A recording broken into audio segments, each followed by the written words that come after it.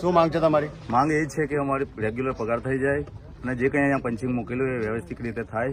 એના માટે અમે આજે કામ પર પણ નથી લાગ્યા. જે ડિસેમ્બર મહિનો છે એના અમારું પેમેન્ટ બાકી છે અને અમને જે વળોકોતર બનાવ્યું છે એમાં 10 થી 15 તારીખની અંદર અમને આપવાની વાત કરી હતી એ લોકોએ અને આજ સુધી આજે 23 તારીખ થઈ છે. તો જે ડિસેમ્બરનો પગાર છે એ અમને હજુ મળેલ નથી. એના માટે અમે આજે કામ પર લાગેલ નથી. આવે છે અને સમય પર પેમેન્ટ મળી જાય એ લોકોને, બરાબર ને? સમય પર મળે, સમય પર જે ખર્ચી એ લોકોએ કીધું છે એ પ્રમાણે મળે. એવું નથી કે અમને જો એ સમય પર નહીં, એ લોકોએ સમય આપ્યો છે એ પ્રમાણે મળે. એ બીજી વસ્તુ છે કે પીએફ પણ કપાય. હવે આટલી મોટી કંપની છે તો પછી પીએફ પણ મળવું જોઈએ માણસોને. ને બીજું એક વસ્તુ, હવે પંચિંગ થાય છે તો પછી એનો રિપોર્ટ મળવો જોઈએ માણસોને. અને સમય પર પેમેન્ટ મળે તો માણસો પોતાનો ખર્ચો પાણી ગુજરાન પોતાનું ચલાવી શકે ને. આમાં પછી એટલું બધું લેટ થાય તો હવે 2 દિવસ માણસો લેટ તો થાય તો વાંધો નહીં, પણ વધારે દિવસો લેટ થાય તો પછી માણસોને પ્રોબ્લેમ થાય ને. એમની એક જ માંગ છે કે ભાઈ ટાઈમસર પગાર થાય. અમે બી ઉધાર લઈને ખાતા હોઈએ છીએ, અમારે બી શું જવાબ આપવો. ને પંચિંગ જે પીએફનું છે, પંચિંગનું કોઈ નક્કી નથી કે પંચિંગ થાય છે કે નહીં. એ બી એક વિશ્વાસનો વિષય છે.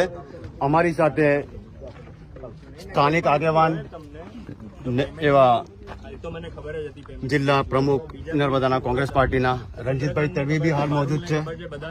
આપણે એમને પૂછવાનો પ્રયાસ કરીશું. એ બી આ લેબરોના સમર્થનમાં આવ્યા છે. આ વસ્તુની આ પંચનું તો મને રિયલી ખબર જ નથી. મને અત્યારે જાણવા મળ્યું એમ કે આવો ઇશ્યુ છે. એટલે પણ જરા જોઈ લો. હા 100%. ઓકે. શું પ્રોબ્લેમ છે રણજીતભાઈ? આ કઈ કંપની તમારી? મલ્ટી સ્ટોરેજ રિલાયન્સમાં જે કામ કરે છે એમાં જે લેબર છે અંદાજે 175 માણસનો તો આ ડિસેમ્બર મહિનાનો પગાર આપ્યો નથી. આજે 23 તારીખ થઈ ગઈ જાન્યુઆરીની. એટલે એના માટે એમણે બોલાવ્યા હતા બધા લેબરોએ.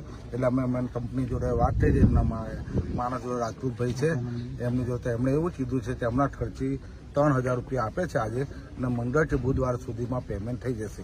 ને રેગ્યુલર આવતા આ જાન્યુઆરીનો ફેબ્રુઆરીમાં 1 થી 15 તારીખ સુધીમાં પેમેન્ટ એમનું મળી જશે.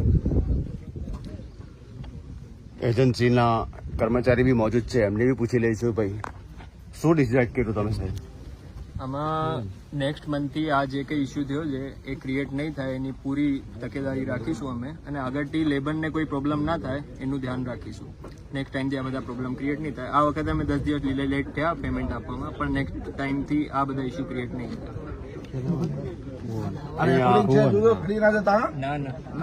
એમનું કેવું છે કે ભાઈ નેક્સ્ટ મંથથી કોઈ પ્રોબ્લેમ નહીં થાય. અમારી જે 10 દિવસ લેટ થયું છે એના માટે માફી ચાહીએ છીએ. અને સ્થાનિક આગેવાન એવા રણજીતભાઈ તડવીને